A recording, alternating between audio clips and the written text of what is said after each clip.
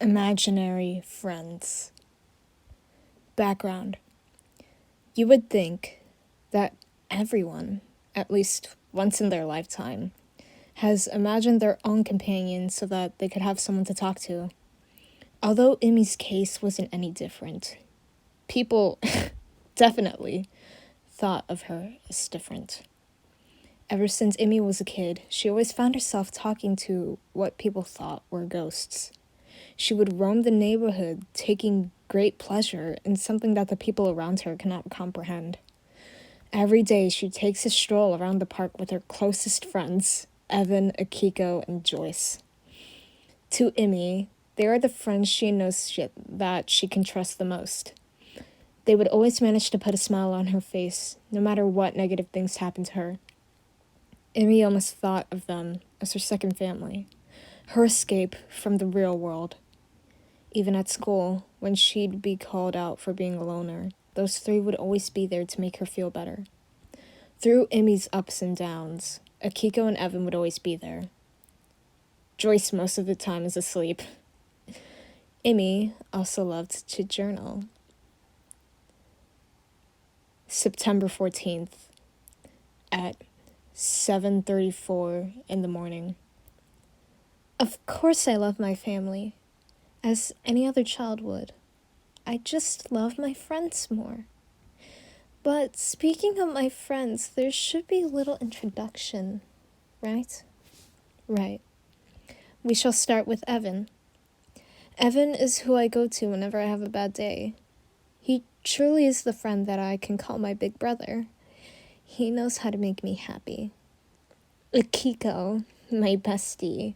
Where do I even begin? She's great. She's the shoulder I can cry on, and she knows how to make me laugh. I love her for that. Joyce is the lazy little brother that we barely see. Rarely, sorry. But the days we do see him, he is an adorable cinnamon roll that we absolutely adore. Now that you are acquainted with my friends, you can probably see that I will be spending my time with them. That I will always be spending my time with them. If you will excuse me, I must be off now. My friends are calling. That and I must arrive at school before the clock strikes 8. September 15th, 3:27 in the afternoon. Nothing made me feel significantly worse than what these kids said to me today. I was minding my business, walking down the halls as any other normal student would. As I walked down the corridor, these two guys purposefully nudged me. I turned to face them as they continued walking away, for they did not apologize for their mildly crude behavior. "Hey!" I called out to the boys.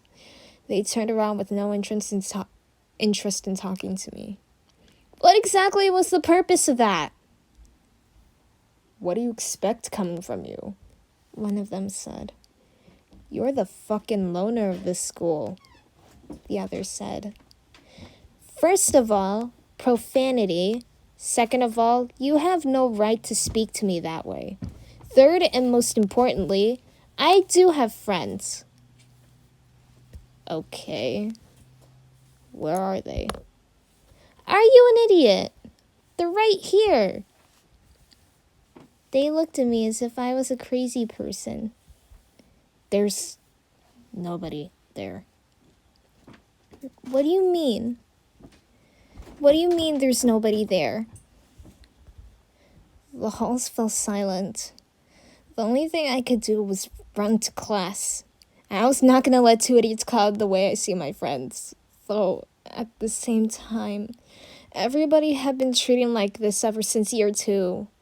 For almost 5 years, I've never had someone say to me that my friends aren't real. It broke me. I didn't know what else to think. I got out of school in hopes to see them again, but as soon as that feeling had sunk in, they were nowhere to be seen.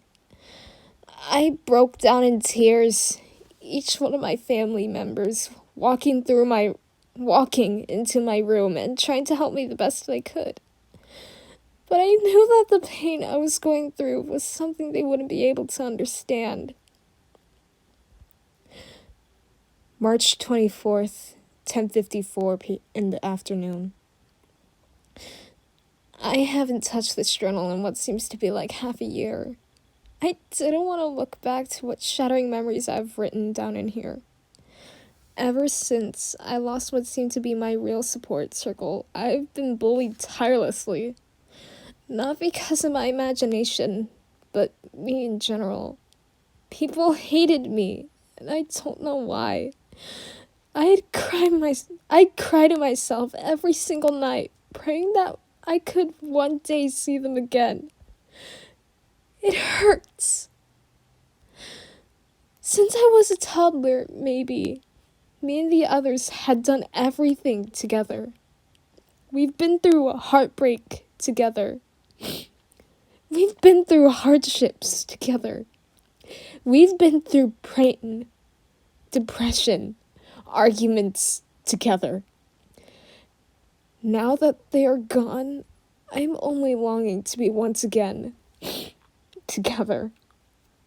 Ever since the day those two guys got into my head, the hole in my heart has just not filled itself. I miss them so much. Just one day, maybe not even a day, a few hours at least, we could be together. Remember the previous statement. Immie loved to journal. Loved. Immie loved to journal. But now, it was what brought her the most pain out of everything that she's gone through.